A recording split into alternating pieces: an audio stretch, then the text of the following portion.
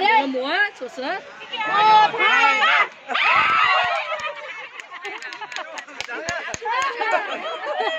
Sướng rồi. Sướng mà em quay được không? Đâu, như vậy đi. Trẻ. Anh quay đi để em quay nhá. Mình không bao giờ dính. Mình không bao giờ dính là tặng luôn mà phát này. Không quay.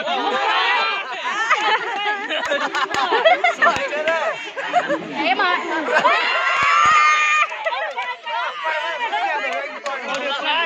Anh bảo không quay. Nếu mà không nhắc lại sao? Đây còn một con đấy này. Thì đừng có quay. Nó là đừng quay đâu rồi. Quay. Như là đừng có xoay là cái gì? Bây giờ cứ mở đấy. Thôi. Chạm phát là mở. Đấy, quay nữa. Không tin tưởng nha.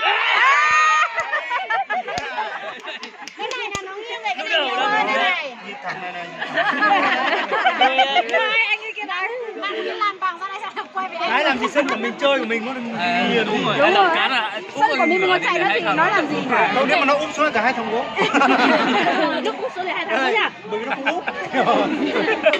Không, bây giờ không được xoay. Cười quá, chạy không được xoay. Không người lắc người ta xoay thế là xoay.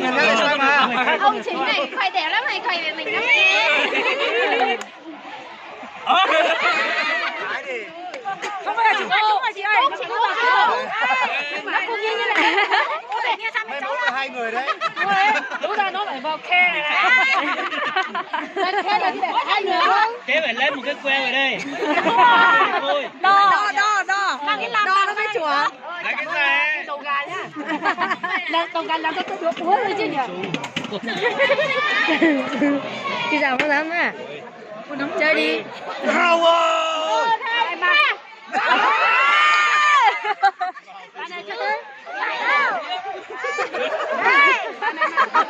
Đó bảo vào. Đây cảm ơn cái đầu gà nhá. Bây giờ cảm ơn cái người quay nhá. Cô đây. Chỗ này tiền này thôi. Đây, nó uống nhiều á để con lát đó. Chị ơi uống thì mình chỉ uống cho ai. Uống à, tại con uống không. Chị à, được một chén rồi xí chạy ơi. Hai chén. Hai chén rồi xí chạy rồi. Chị đi mình quay mà.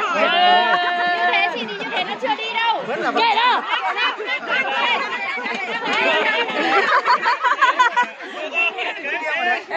Để vào đây đó. Xong mới mở. Em giúp chị mở nhá. Lại lần nữa à?